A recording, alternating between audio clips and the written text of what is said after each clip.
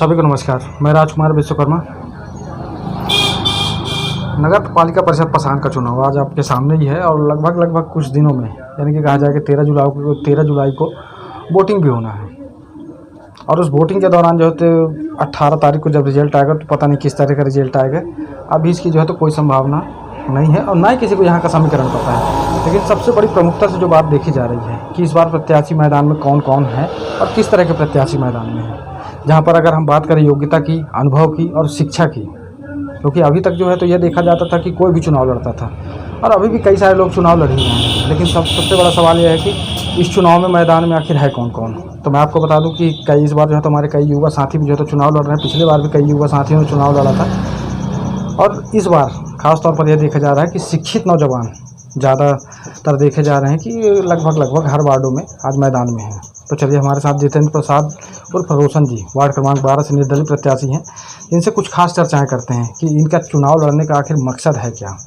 तो सबसे पहले मैं इनका परिचय जानना चाहूँगा और इनके बारे में जानना चाहूँगा कि इनकी पढ़ाई लिखाई जो है तो कहाँ तक हुई है और उसके बाद अपन बात करेंगे कि इनका जो बेस है चुनाव लड़ने का वो क्या है। जितेंद्र जी, सबसे पहले मैं आपसे जानना चाहूँगा कि आपकी शैक्षणिक योग्यता क्या है। मेरी शैक्षणिक योग्यता जो है वो मैंने बीए किया हुआ है और उसके साथ में मैंने आईटीआई भी किया हुआ है और डीसीए डिप्लोमा ऑफ कंप्यूटर ये भी किया हुआ है मैंने। ये मेरी यहाँ तक की शैक्षणिक योग्यता है। अब ये इस बार का तो मुद्दा आपको पता ही होगा कि तमाम मुद्दे हैं। कोई रोजगार के लिए आ रहा है तो कोई कुछ कर रहा है तो कोई कुछ है। सब ने अपनी अपनी बातें जो है तो लगभग रखी हुई हैं, कुछ लोग बचे हुए हैं। तो संभवतः मुझे लगता है कि आपको भी ये पता होगा कि आप चुनाव क्यों लड़ना चाहते हैं। जी, जो भी आपकी विचारधारा है व्यक्त करिए। सबसे अच्छी बात तो अपने ये है कि वार्ड के लोग जो हैं एक नया चेहरा युवा प्रत्याशी के रूप में देखना चाहते हैं और सिर्फ इसी वार्ड में नहीं, पूरे नगर पालिका परिषद पसान में। और मैं अपने अगर वार्ड की बात करूं तो मुझे यहाँ पे बहुत सारे काम दिखाई दे रहे हैं जिनमें विगत पंचवर्षीय कार्यकाल में नहीं किया गया। जैसे सबसे बड़ा मुद्दा तो हमारे पास है हमारे वार्ड में सामुदायिक भवन का, जो कि बहुत ज़रूरी है। और ऐसे नालियों का लेकर कई मुद्दे हैं जिनको अच्छी तरह से ढका नहीं गया है और उनमें अच्छी व्यवस्थाएं नहीं की गई हैं। और भी बहुत सारे कार्य छोटे मोटे लेकर के, लेकिन कार्य ऐसे वार्ड में जो किए नहीं गए हैं, बहुत सारे कार्य। ये इसको हम एक लाइन में अगर कहें कि सीधा कि मूलभूत सुविधाएं जो हैं तो वो वार्ड क्रमांक 12 में जो है तो पिछले पंचवर्षीय उसमें जो तो धीरे धीरे ठप पड़ी हुई थी। कुल मिलाकर के ऐसा है जी। लेकिन अगर ये कहा जाए कि एक मौका अगर पब्लिक आपको देती है, वार्ड क्रमांक 12 की जो क्षेत्र की जनता है वो अगर आपको मौका देती है एक बार और आप चुनाव लड़ते हैं, तो आपके चुनाव लड़ने का आपका मेन मुद्दा क्या है जिसके लिए आप आज चुनाव पर मैदान में हैं। जैसा कि आपने खुद ही जो क्वेश्चन में आपके जो आंसर मिल गया है, मूलभूत सुविधाएं। देखिए जितेंद्र जी, दरअसल क्या है, मूलभूत सुविधाएं मैं आपको एक जानकारी दे दूं कि अभी तक हम जिन लोगों से मिल रहे थे, जिन लोगों से हमारी मुलाकातें हुई, उन लोगों ने क्या कहा, वही कि पब्लिक को क्या चाहिए, वही सड़क, वही नाली, वही पानी, वही बिजली व्यवस्था। मूलभूत सुविधाएं जितेंद्र जी मैं आपको बता दूं कि अगर नगर पालिका में जनप्रतिनिधि नहीं होते तो भी वो काम चल रहा है। इसके अलावा जो है, क्योंकि आज क्षेत्र उस स्थिति पर आ गया है, क्योंकि वार्ड क्रमांक 12 भी आपका लगभग पूरा कॉलेज क्षेत्र से लगा हुआ है। और जब कॉलेज क्षेत्र से लगा हुआ है तो तय है कि आज से 2 वर्ष बाद, 3 वर्ष बाद बहुत सारी समस्याएं होंगी, चाहे बिजली की हो, चाहे पानी की हो, ऐसी तरह की समस्याएं आएंगी। अगर यही बात आपने क्षेत्र की ला दी है तो ये बहुत अच्छी बात है, क्योंकि यहाँ पे सबसे बड़ा और सबसे मेन मुद्दा जो है रोज़गार का है युवाओं के लिए। क्योंकि अगर यहाँ पे हम बात करें तो कॉलेज एरिया की, तो यहाँ पे गार्जियंस हैं, वो ड्यूटी करते हैं, लेकिन उनके अलावा अगर हम युवा की बात करें तो उनके पास क्या है सुविधाएं, रोज़गार क्या है, कुछ भी नहीं।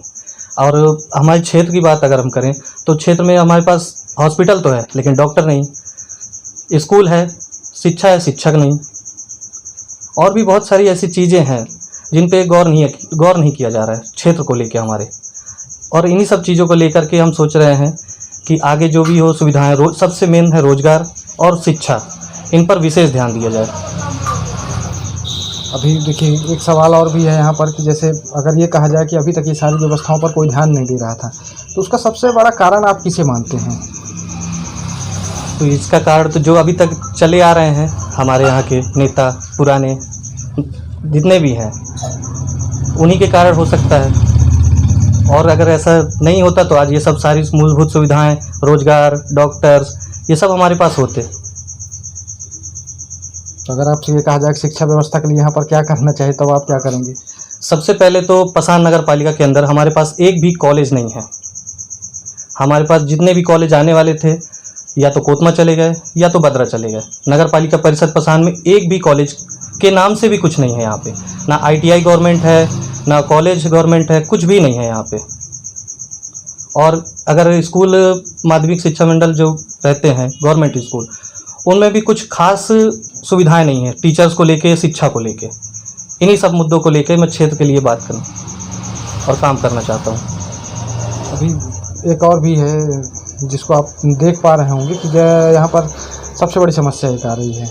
जैसे इस बार का चुनाव आपको पता है कि क्या सिस्टम बना हुआ है, पार्षद अध्यक्ष चुनेंगे जी।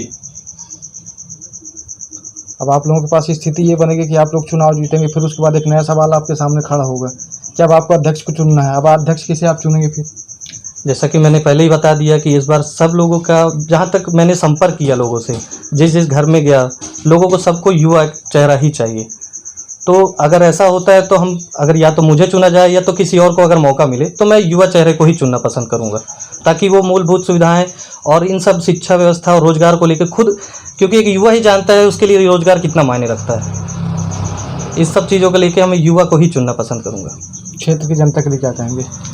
क्षेत्र की जनता तो वैसे भी समझदार है और वो पलटवार करना ही चाहती है, क्योंकि अभी तक जो सुविधाएं नहीं मिली हैं उनको, आज शायद चेहरा बदलने से या युवा को मौका देने से उनको ये सब सुविधाएं मिले। और बाकी वार्ड की जनता, क्षेत्र की जनता, हमारे पसान नगर पालिका की जनता अब काफ़ी समझदार हो चुकी है। क्यों इससे पहले नहीं थी क्या समझदार? क्यों नहीं, समझदार पहले भी थी, लेकिन अब मौका मिला है ना अच्छा। क्योंकि पहले तो ऐसा था कि युवाओं को ज़्यादा युवाओं को मौका नहीं मिलता था, लेकिन गलती से ही सही इस बार मौका मिला। आप किसी भी वार्ड में चले जाइए, ज़्यादातर आपको युवाएं ही मिलेंगे पार्षद पद के लिए। नहीं तो मुझे लगता है फिर आपके ऊपर किसी का दबाव नहीं बन पाया अभी तक, कुल मिला के ये कहा जाए। क्योंकि देखिए, युवा प्रत्याशियों की अगर बात करें तो 1 से लेकर के 18 तक कई ऐसे युवा प्रत्याशी थे जो मैदान में आना चाह रहे थे, लेकिन कहीं ना कहीं दबाव बस जो तो उनको बैठा दिया गया। जी बिल्कुल, अभी तक मेरे ऊपर बिल्कुल किसी का भी दबाव नहीं आया, इसलिए तो मैं निर्दलीय ही लड़ना चाह रहा था। नहीं तो दबाव आता तब आप क्या करते फिर? दबाव आता तो भी मैं अपनी जनता के लिए, क्षेत्र की जनता के लिए लड़ता ही। ऐसा नहीं कि मैं मैदान छोड़ के तो नहीं भागता, हार जीत अपनी जगह, लेकिन अगर युवा होने के नाते अगर मैं अपने रोजगार के लिए ना लड़ूं तब तो बेकार है। और कुछ कहना चाहेंगे जो आपको लग रहा हो कि मुझे क्षेत्र की जनता के लिए या अपने युवा साथियों के लिए कुछ कहना चाहिए? तो बस युवाओं को ही है कि अपनी सोच समझ और रोजगार को लेकर के सोच के चलें तो अच्छा ही होगा। तो मिला के अपना भी भला और क्षेत्र का भी भला। चलिए ठीक है जितेंद्र जी, अब ऐसा है कि चुनाव जो है तो लगभग नज़दीक है, कुछ समय की और दूरियां हैं और उसके बाद जो है तो फिर परिणाम भी होंगे 18 जुलाई को। जी। तो मेरी शुभकामनाएं आपको हैं। और इसी के साथ जो है तो आने वाला जो समय है काफ़ी मज़ेदार होने वाला है और देखना ये होगा कि इस बार का जो चुनावी समीकरण है वो जा कहाँ रहा है। क्योंकि अभी तक जो देखा जा रहा है कि लगभग किसी वार्ड में 7 प्रत्याशी हैं, किसी में 10 प्रत्याशी, किसी में 5 हैं तो किसी में 6 है। ये स्थितियाँ बनी हुई हैं। गिनती के कुछ वार्ड होंगे जहाँ 2 से 3 प्रत्याशी होंगे, अन्यथा पता नहीं लड़ाई किस चीज़ की है, मुझे भी नहीं पता। लोग अपनी बातें रख रहे हैं और हम उन बातों को आप तक लेकर के आ रहे हैं। और मेरा एक विचार यह भी है कि लोगों के मुद्दे अगर हैं तो आप उन पर भी ज़रा विचार करिए और उसके बाद तय करिए कि हमें क्या करना चाहिए। तो इसके साथ मैं विराम देना चाहूँगा और अगली कड़ी में हमारी मुलाकात फिर होगी। मैं राजकुमार विश्वकर्मा, धन्यवाद।